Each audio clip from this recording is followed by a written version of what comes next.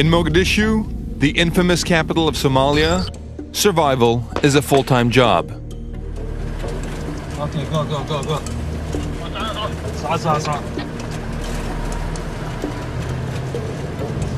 Yeah. Bashir is my lifeline. He owns the Peace Hotel, where the room rates include breakfast and a full detail of heavily armed bodyguards.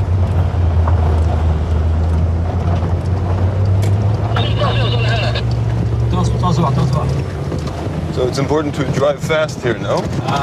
Sometimes it's very important because anything can happen. See, there's people wounded, you see? I see. So this is from the fighting this morning? Yeah. So what it boils down to basically is that Mogadishu, the capital of Somalia, is completely under siege. It's under siege from the Al-Shabaab, which are these Islamic rebels that say they are part of Al-Qaeda now. And so this is the reality of the situation here, is that there is troops absolutely everywhere and front lines absolutely everywhere in the city. Al-Shabaab now dominates most of the city. Their aim is to topple the transitional government and impose Sharia law. Since 2007, some 5,000 African Union troops have been deployed here, but they've had little success taking back territory or bringing order to the streets.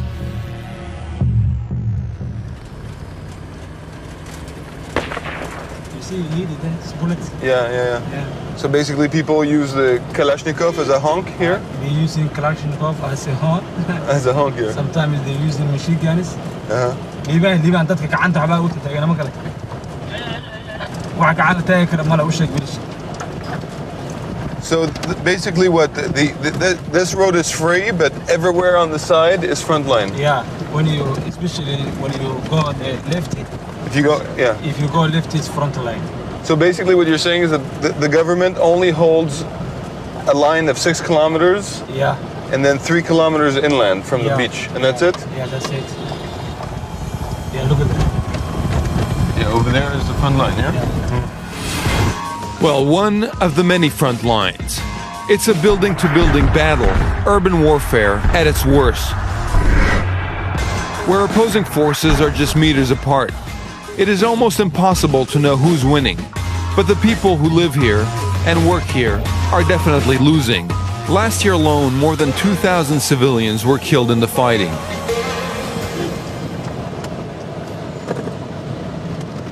So here, Bashir, it's impossible for me to walk outside in the street, no? Yeah. Absolutely. What could happen? Some people, they believe when they see the one of foreign, they believe, hey, look at these guys, they're $2 million working, you know, each like 1 million. Yeah. So that's like so amazing, you know. Yeah. When they are kidnapping the foreign people, they are getting $2 million, you know. That's huge money. Yeah, of course it's huge money. So you have no NGOs, no journalists, no one comes anymore. No. Almost no one comes here. Maybe against my better judgment, I asked Bashir to take me to see some of the real action. But my flak jacket seems to be too small.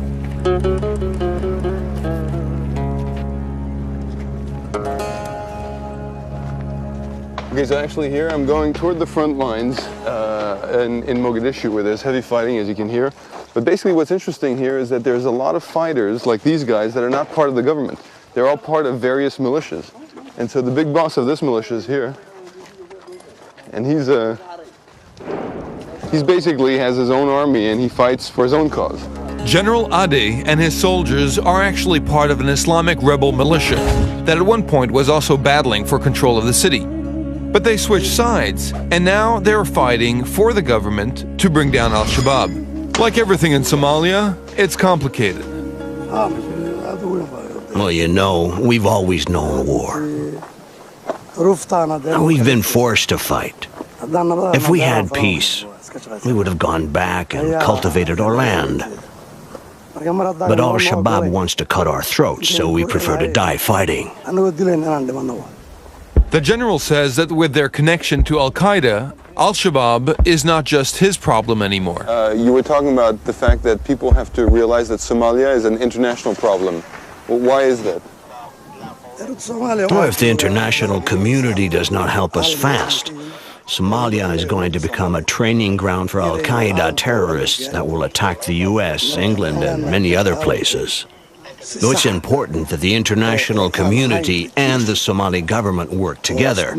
To fight this plague, we must work hand in hand. How long have you been fighting? Well, in your life, I mean. I've been fighting since 1977. You get tired from fighting after a while in Somalia? We all want peace for Somalia. We just don't have a choice.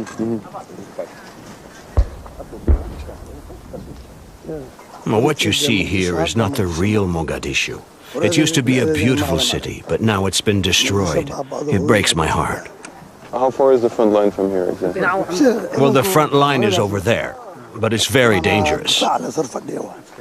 And in my opinion, let's not go any further. It's not worth the risk. Between my life and the interview, I'd rather do the interview. The commander reluctantly agrees to take me to the front line. But the situation suddenly changes.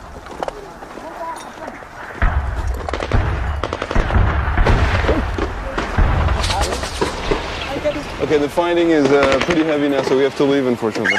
Okay.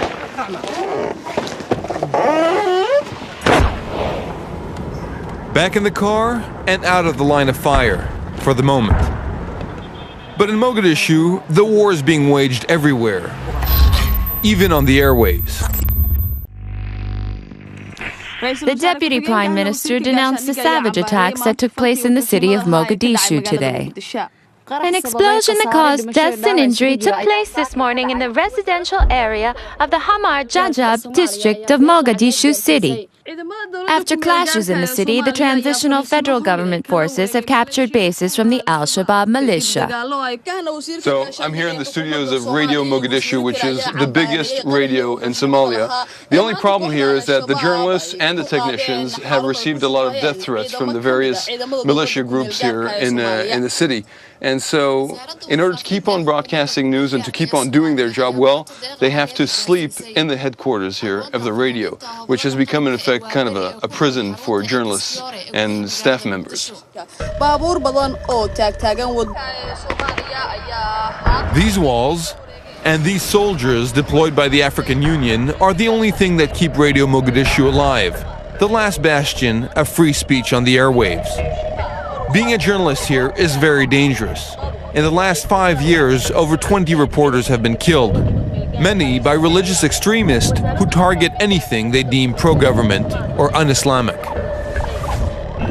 Segal Said is one of the women who reports the news, even when there's a price on her head. I mean, how difficult is it to be a journalist here in Mogadishu? I mean, like you, for example, how do you do your job? It's difficult. It's really difficult to be a journalist here. If I don't report the news the way the rebels want it, they threaten my life. And the government puts pressure on us too. It's very hard to report the truth. You have to be careful all the time. You must be careful anytime. So you're between a rock and a hard place, yeah? That's good, yeah. Yeah, that's good. In between two things. And if you need to do a report outside of the radio, what do you wear? Full hijab? Yeah. And people don't recognize you or what? Yeah, some people do. Yeah, I can't go out unless I'm covered from head to toe. When my face is covered, it's almost impossible to do my job. No one trusts me. No one wants to talk to me. It's difficult to be a journalist, and it's even harder to be a woman journalist. Yeah. Yes, yes. Mohammed Ibrahim is one of the managers of Radio Mogadishu. He's going to show me just how dangerous working here can be. This is the roof here? Huh? Yeah. Hello, hello. How are you? You try to conceal yourself because there are some snipers which are normally shoots up. Oh, snipers are here, yeah. So we have to keep the head down? Yeah, you have to conceal yourself. Okay, okay, I will. Thank you. All right. Thank you. Yeah, this new one. Let's go. Should we go there? Yeah. But we have to be careful, yeah. Okay, so because of the sniper activity, we have to really stay as low as possible.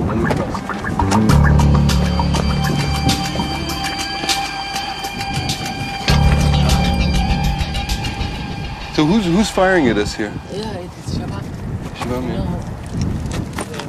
We have now 2 shots up there. And it's coming from the western side. So you mean that people fire at the radio all the time? Sure, they fire at this antenna all the time. So they try to cut the radio, yeah? To cut the radio, they try to kill the journalists. And last May, they killed one of our reporters. Reporting the news is not the only thing that has put the station in the line of fire. In 2010, the Islamic militias outlawed all music in the country. Radio Mogadishu defied the ban. So they banned all the music from all radios. There are over 12 FM radios in Mogadishu. There's 12 FM radios in Mogadishu, and none of them play music? None of them except Radio Mogadishu. So that's why they are angry. And all the young people listen to Radio Mogadishu more than the other. Yeah. Now there was research made by the BBC which says Radio Mogadishu is the leading. So it's close. What was that? They're close, yeah. I heard it over there, yeah. And so what was the research saying? Oh, that's it. Oh, yeah. Yeah, it was fired from here, yeah. Yeah. Isn't it difficult to live like this every day? Yeah, sure, but this new phenomenon of Islamism came, so we belong. It came from outside. Yeah? Outside, so we need our way of life. We need the music, we need the normal life. So it is them who are attacking us, and I think it is them who will leave. That's why we are here. That's but right now they seem pretty close. Very close, less than 300 meters from us. But our moral is high, and we always defend, and we have people supporting us. Yeah, and so, well, we can't, unfortunately, you can't show us the city because we're a little stuck here in this bunker. Sure. Now when they are hit, they always hit back. Oh yeah, when they get hit, they immediately hit back. Sure, so they will attack us. Yeah. So, it's coming? Yeah, I think it's coming, yeah.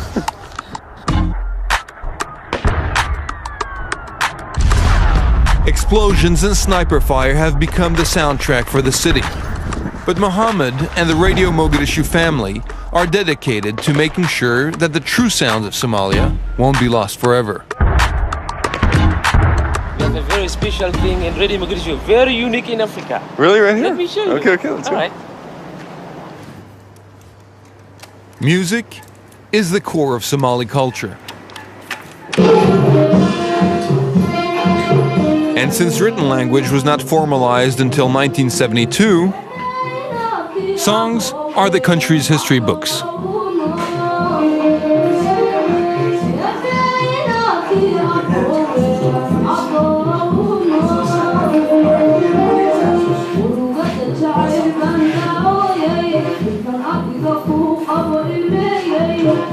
So this is your heritage as Somalis, no? Yeah, this is what our grandfathers created and they left it for all the Somali-speaking people. Yeah. So let's take me to the archives. Let's see. All right. Yeah, this way. All your equipment here. This is where you have the song names. I see everything's recorded here. Yeah. This is one of the biggest archives in Africa. Over 500,000 songs, poets are here. Or here, yeah. Sure. And all this is banned by Al-Shabaab. It's banned. They don't allow us to play. That's why we are fighting against them. They tried to ban here when they came on power, but special forces protected it. Love songs, poetry, and political speeches. This archive is one of the only places where Somali history has been preserved. So far. But extremists in Mogadishu are bent on perpetrating a cultural genocide. That's why UNESCO is now helping Radio Mogadishu digitize their recordings, which date back to 1947. And so, do you think that Shabab wants to destroy all this because it's a way to prove, to erase the past? Sure, they want to erase, to delete our history, because this is our power. the real Somali power is our past and our poetry, our life behind, our fathers, great fathers who did all these things, who were very brave to create all these things. So they want to destroy all these things. They wanted to delete our past to become naked to the world that we are nothing. We destroyed houses, military camps, even hospitals, but not for the literature, not for the songs, not what heritage from our great fathers. We will have this forever. We will keep it.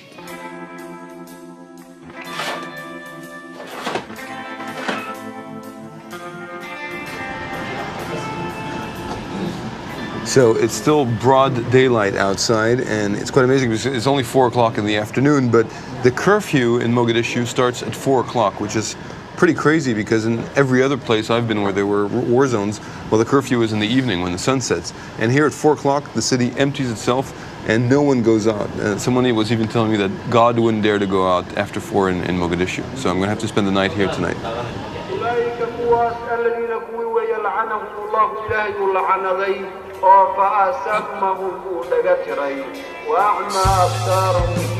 Every day, the 100 or so employees of the radio station must spend the night here. Over the years, they have tried to make this compound feel a little bit more like home.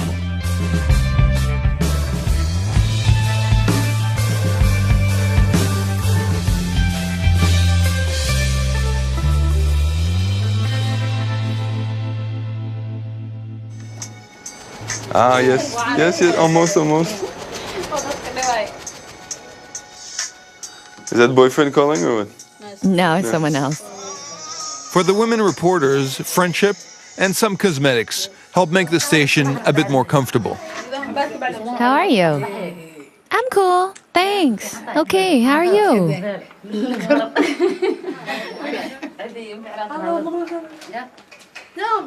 So this is where you live?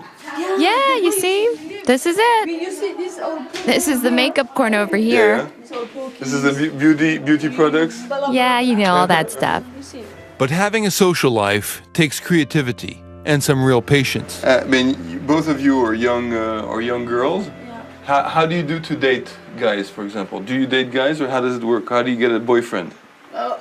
I mean... What did he say? Tell me what he said. I know, but it's like, how does it work? I mean, because when you're a young person in Mogadishu, how do you date? I mean, if you can't go out, if you can't wear clothes, if you can't talk to a boy, how do you do it? You see, we use phone. You use your phone? Use phone, yeah. You see, no, there is... So you see there's a message on my phone. One message. So this is your boyfriend? The only good thing is that this is safe sex. Yeah. Because nothing can happen, if you just use the phone. When was the last time you saw your boyfriend? I haven't seen him in a long time. I haven't seen my boyfriend in 2 years. 2 years. 2 years? 2 years. Let me show you something. Unfortunately, these women get more texts from Al-Shabaab than from their boyfriends. Yeah, it's a message from Al-Shabaab. Basically, they said they were going to kill you, yeah? Yeah, they said that they're going to kill me if I don't stop. But you feel like it's a prison here or no? It's better to be here than to be out there.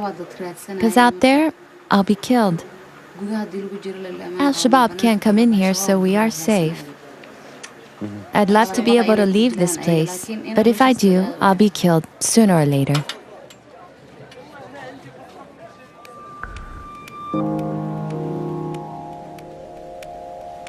Life in prison. That's basically the sentence that people who live in Mogadishu have been condemned to.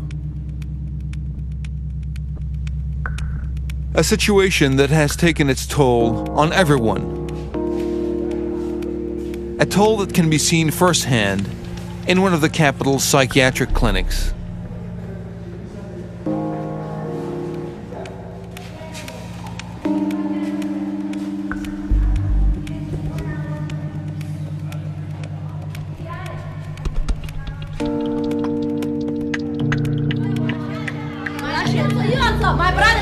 This is Dr. Habib. He's actually just a nurse, But many of the real MDs fled years ago and left him and his patients to fend for themselves.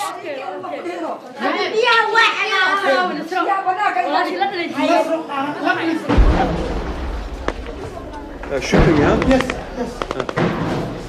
This happens often? Yes. Kill him. سلامة. مرحبا تشرفنا. كيف حالك? Why are you here, Omar? I'm sick. Tired. What happened? Problem. With what? Somalia. With Somalia, huh? Somalia, anytime, everywhere is fighting. Somalia no government. Yeah. Anytime we fighting, it's civil war. Yeah, civil war. Civil war, yeah. And so we've known war all your life? Yeah. No, me not. I have not life because Somalia is not life. Not life. Yeah. Somalia not life.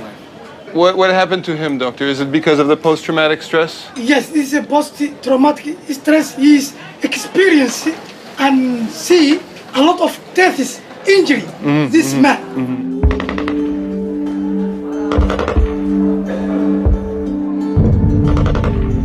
Dr. Habib takes care of some 70 people in this clinic. Most of them suffer from post-traumatic stress disorder. It's a very complex mental illness that is difficult to treat in the best of conditions. Dependent on private donations, the budget is tight. It barely covers the basics. So what is this place, doctor? Yes, this is a Kitchen? kitchen. Yes. And every patient in the morning Yes, has a three pieces. 3 pieces, yeah. Yes. Okay. Of anjera. I see. Okay. Now come here. Yes. Thank you very much. Some bread and some Yes, broth, yeah? yes. Like this you Yes, feed them? Yes, it's a good. Yeah? I'm not gonna eat. It's good food. No Because problem. I have a little stomach, European stomach. La shukran, as they say. Dr. Habib's soft approach to caring for the mentally ill is light years away from Somalia's traditional treatment methods. In Somalia, when people are crazy, they just change them. Jane, yes. They chain to a tree. Jane. Hands, legs, To the and knee. to a tree. To tree, yes. Yes. And really? Oh, hello. MashaAllah.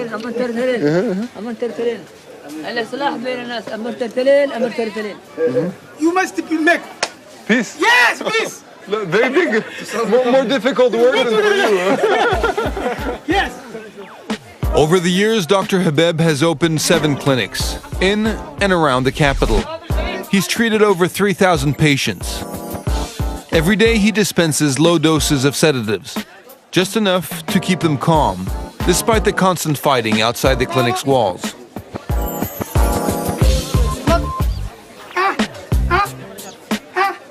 Okay, good.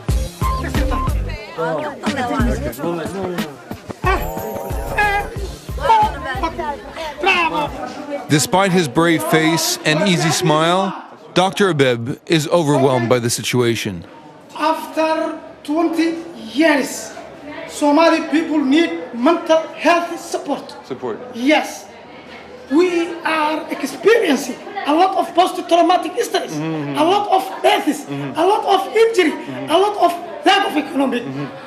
Really, I cannot. I am alone. I am one person. I am one person, really. Also, I manage 7 mental health facilities. I cannot able to ongoing this difficult Yeah, time. difficulty time. Yeah. Yes. It's very difficult. We have not a lot of fund. Living amidst this chaos could make anyone crazy. The city is literally falling apart. Putting the pieces of Mogadishu back together seems like an impossible task. Like with everything else here, the government has lost control of its 3,000 kilometers of coastline, and so piracy has become another big problem. I've come down to the beach here in Mogadishu, to the port, and to meet a man that I think must have one of the toughest jobs in the world. He has to rebuild the Somali Navy.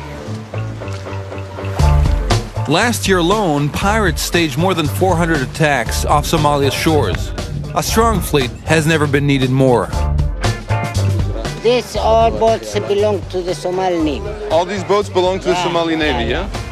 So Colonel Hassan has come out of retirement to help his country. 30 years ago, Somalia had one of the biggest navies in all of Africa. 10 battalions, complete with missile carriers, controlled the coast. How many ships were there before? About 10. 10 ships, yeah. Yeah. That covered? No boats. No boats, ships, yeah. Ships. And now you have these boats, yeah? It's like a elephant cemetery. Yeah, you know?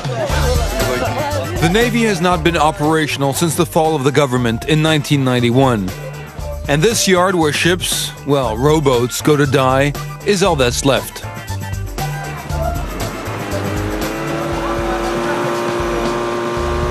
Not ours, These are not yours. Yeah, some fishing boats. But so how are you going to rebuild this Navy? How are you going to do it? Because it's an incredible responsibility. I mean, yeah, I know. This is a... I know. Yeah. Today you're starting from scratch. Nothing. From nothing, yeah. From zero. But if some people, they help us, for example, the Americans, they help the state, then the state help to reconstitution of the Somali Navy, yeah. Then we can do something with the Hijiks, with the pirates. The pirates, yeah. The Navy is not the only thing that this old sailor prefers to remember in its former glory. So, what was the name of this hotel? Oruba. Oruba Hotel. Wonderful hotel. Yeah. Oruba. Wonderful. Yeah. Nightclub, women's, all the things. Nightclub and women? Beer. Beer? Whiskey. Here in Mogadishu. Yeah. But it's difficult to imagine because now all the women have veils. The Muslim now were. Yeah. At that time, all the things here. Good. He was young and coming here to dance. To dance, yeah? What, on disco? Yeah. Disco music? Disco music. Yeah? It's wonderful country. Yeah, wonderful country. Yeah. Wonderful, beautiful guys. And now look, we can't leave without 50 armed men here. Yeah. Why did bad things happen to Somalia? There are some people that don't have taste, you understand? They don't have taste? Taste. Like they don't appreciate the nice things in life, that's why they do war? Yeah. So what, the people from Al-Shabaab, they have no taste? No. That's basically... Absolutely. Yeah. Absolutely. Yeah. It seems that just getting his fleet to float is about all the colonel can handle. And so with no navy and no real government in power, pirates have had no problem taking control of these waters. The attacks have put a chokehold on the Gulf of Aden, one of the busiest shipping routes in the world. But the front line in this battle is not in Mogadishu. In fact, it's not really in Somalia. It's in Puntland, a breakaway region loosely founded as a sanctuary for people fleeing the violence in the south. It's also become the headquarters for the Somali pirates that are terrorizing the seas with increasing brutality. We land at the Puntland airport. Well, I should say more of an airstrip, but it is miles away from the coast.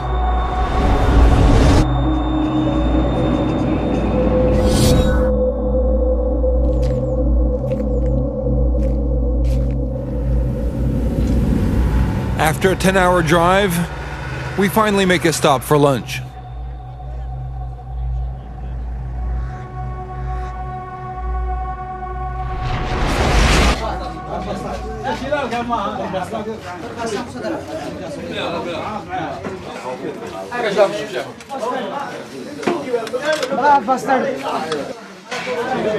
So, we're finally taking a break from this long and desert road here in Puntland. As you can see, there's not much around here except a few sheep and camels that generally end up in your plate. Well, what you have to understand, obviously, is that this place is very poor and that piracy has become really the main economic purpose of this place. Until we can find a way to, bring an economy to this place, well, it seems that piracy will keep on going for quite some time.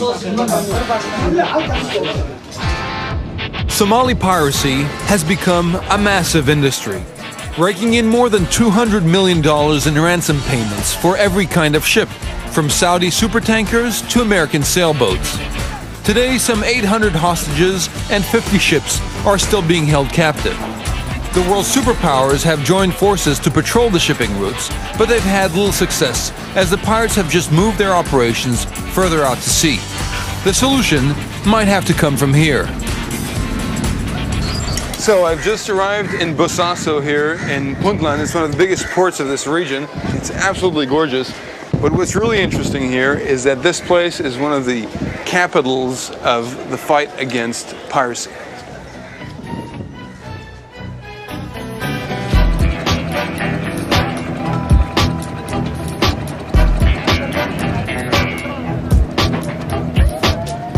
Thank you for showing. Thank you, Governor. Thank you so much for showing me. Ali Yusuf is the governor of the Bosaso region, and piracy is the top priority for his team. So, it's hard to imagine that the pirates capture these huge boats with, you know, small things like that, huh? It's difficult to... Well, this is how they do it. They put 5 or 6 men on one of these small boats, loaded with weapons, and a ladder.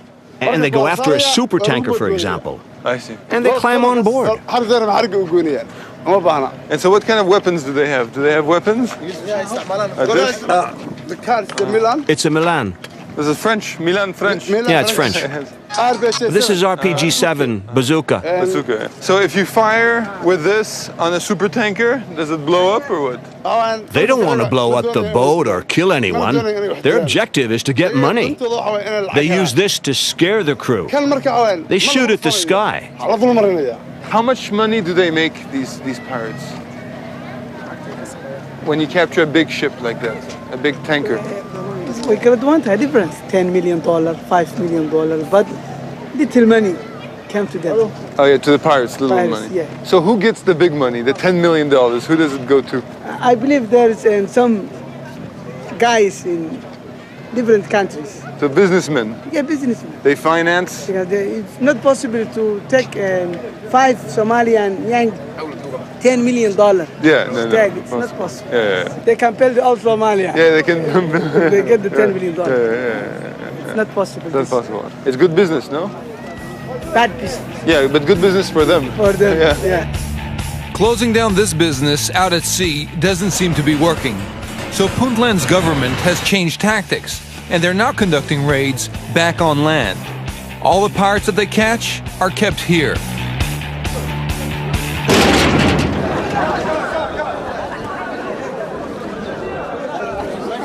This is actually the only prison in Puntland, and some 200 convicted pirates, many with life sentences, are being held here. There's a lot of pirates here because piracy is the most common crime in Puntland these days. So basically, you're the police, the pirate police. We chase them because piracy is our main war. The chief warden calls up one of the pirate leaders and his gang. Fishermen by trade, these guys tell me that they were forced into a life of piracy. Big fishing companies plundered our seas, they polluted our waters, they made the fish disappear, and so we couldn't make a living. That's why we became pirates. They didn't give us any choice. When we saw we would die of hunger, we realized that we must find other ways to make money and survive. Do you agree with what he says? Well, what he says is partly true, but that was true a long time ago. Since then, pirates have killed, captured, and maimed for money. So the situation is different now. What's the biggest ship that you caught? What was the biggest ship you caught? Well, a Saudi tanker. It was about 400 meters long. You were on a 400-meter Saudi tanker? The tanker is like big like a building. How do you get up on the tanker? Hunger makes you climb. Yeah, when hungry you do anything. Superman. Yeah, like Superman. And you know what? We could even catch you if you stay here too long. I've been kidnapped with you. Okay, I surrender.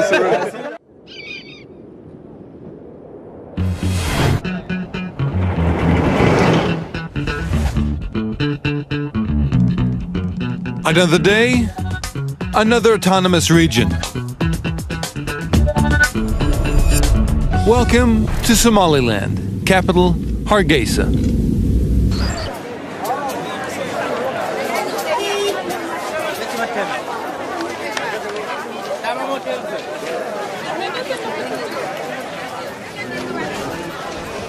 So, notice anything strange? I'm actually walking down a street with normal people, with normal businesses. I don't have any bodyguards, and no one's shooting. It's quite magical in Somalia. But actually, well, I'm not in Somalia, I'm in Somaliland. Like Puntland, where we just came from, Somaliland is a self-declared autonomous region. But there's one big difference. This place here, well, they want this to be their own state, an independent Somaliland. In practice, it is already its own country. It has its own president, its own army, and even its own currency. How much is this? Yes, that's about $100. So one like this equals one like that? Like this means? No, you have to add this for $100. This and this. I see. How do you put it in your pocket, this, or what? You can't put that in your wallet when you change $100. You need a special wallet. You need to put it in a small plastic bag like this to carry it around. Since breaking away from Somalia in 1991, Somaliland has become a functional, relatively peaceful democracy, a success story in nation building. The only problem? No one else officially recognizes its independence, something Somalilanders are working hard to change. Okay, so I'm here, as you have noticed, in a new country, as I was telling you about, and this is the Ministry of Commerce, Industry and Tourism of Somaliland.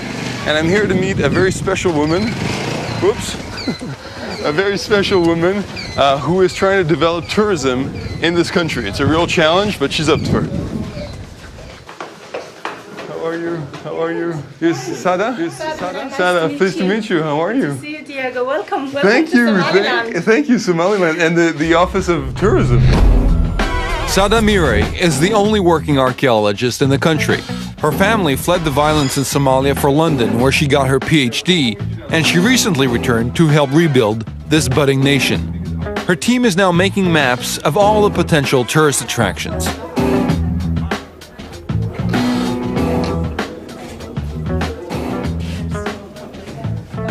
So it must be like impressive to start a tourism agency from scratch, you know, to say, okay, today we're going to build tourism for our country. Well, this is archaeology and tourism together. So by finding sites of archaeological interest, we found that there was a need for tourism as well, because now people were coming to see the archaeological sites, and we built it. You know, we are just building from scratch. From scratch, yeah. So I think we're going to go and see what Yes. Somaliland has to offer in terms Yes, of course. On the way to the sites, Sada explains why people here are so eager to distance themselves from their neighbors to the south.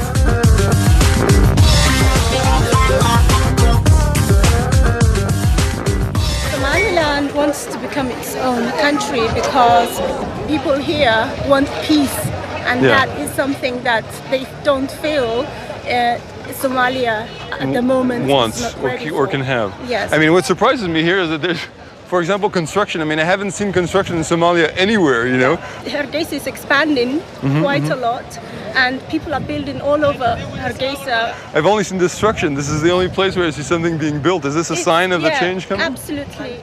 Every day people are happy, waking up, not worrying about not hearing the bombs and security. so on and so forth. Absolutely. Yeah. And that gives us a situation where we can thrive, where we can go and look for work, where we can send our kids to schools.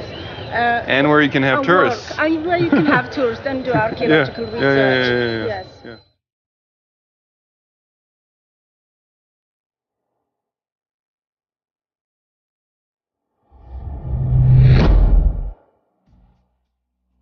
Just a couple hours away from Hargeisa is a hidden trove of archaeological treasures.